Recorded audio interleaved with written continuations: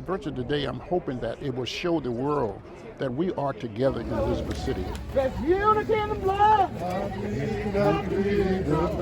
Dr. Hezekiah Brown is all too familiar with the continuous fight for civil rights. I was young then and full of energy and protested in 1960 in Buffalo, New York. He's witnessed plenty of protests in his lifetime. But I do know one thing, that peaceful demonstration is an effective tool.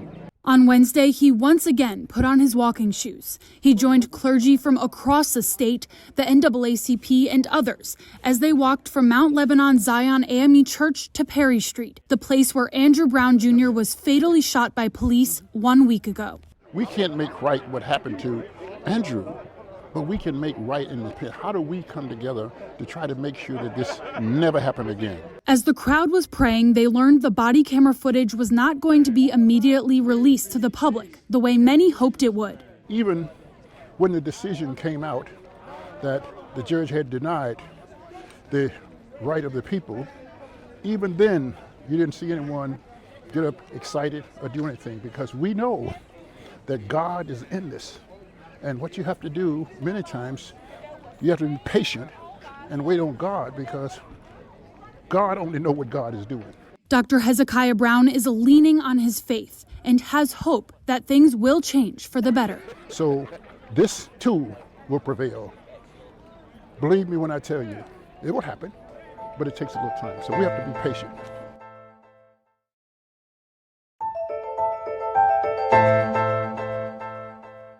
Catherine Simmons is a single mom. She grew up in Elizabeth City. One of her sons is white, the other is biracial. Here's his baby picture in one of his latest.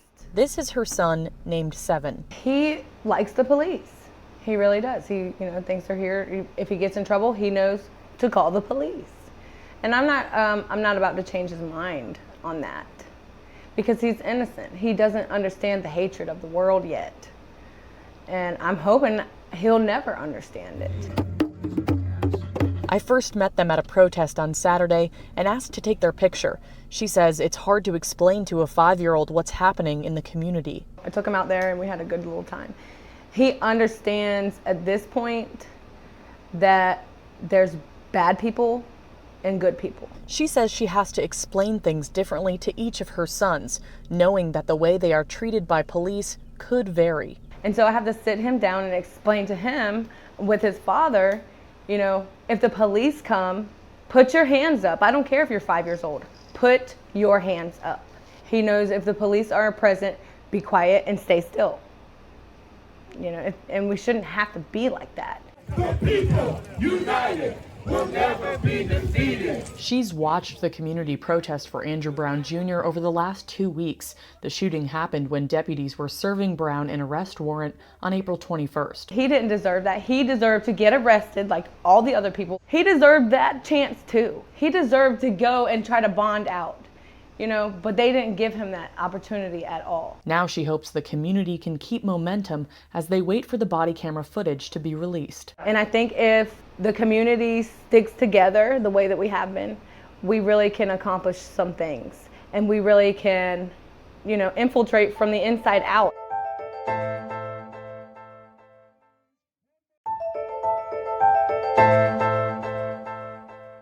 Javon Leach is pastor of Mount Lebanon AME Zion Church in Elizabeth City. I've been feeling inspired in spite of the situation that's going on with the Andrew Brown Jr. case, because the community is coming together. As we walk into 3 weeks since Andrew Brown Jr.'s death, Leach says he's found strength in this scripture. Finally be strong in the Lord and the strength of his power. Put on the whole armor of God, so that you may be able to stand against the wiles of the devil. Because he says this is a spiritual war. That comes to mind that we wrestle not against flesh and blood, but against principalities and high powers. Over the weekend, faith leaders held one of the largest rallies. Leach says he got involved because he wants to help people remember that Brown was human first. He was a man and not a felon. And this is what I've been talking to my congregation and the community is a consistent one-liner, which is this: every pair of eyes that you encounter, you're looking into the eyes of God. Every race, every gender. Even though Brown was laid to rest, he doesn't want people to forget what happened. I don't want to ever get used to this. That's why he's now focused on helping the next generation. How are these kids seeing themselves as a father, future mother? What is their worth after this decision? This is more than just blame and fault. It's also, this will reach into the future.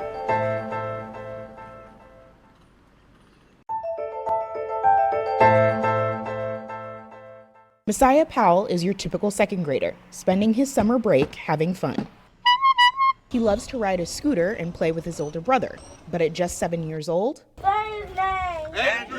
he's also been front and center at protests following the death of Andrew Brown Jr. That's Messiah in June, a few months after police shot and killed Brown in Elizabeth City during an arrest. The district attorney said his shooting was justified, but Messiah and his family feel differently. Every day at 5 o'clock, someone went live. He was watching it. Despite the seriousness of the topic, she knew Messiah could handle it, and she decided to join too. Now they do it at least once a week. Seeing what happened and family hurt, I wanted to join the movement with my children. We want freedom, freedom. Messiah started, protesting, and then the next thing you know, it led to him being in the front. Some people can't get out there and protest, but we protesting for them. Seeing her young son take part for the first time was overwhelming. Emotional, amazing. Like the first day he chanted, he was right here, and I was like, wow. Like, I was about to cry. But beyond the protests, Messiah's mom believes one little thing people can do to work toward lasting change is speaking frankly with their children about difficult issues like Brown's death and the systemic problems she believes that led up to it. A lot of people are hiding it, but I'm not hiding it because it could happen to one of my children. She says she's seen their small town change since the protests began. Attitudes change. I've seen a lot of racism. A reality she hopes can be changed in part by conversations at home. So Messiah and other children, When I get older, I don't want it to happen to me. won't feel the need to spend their vacation protesting.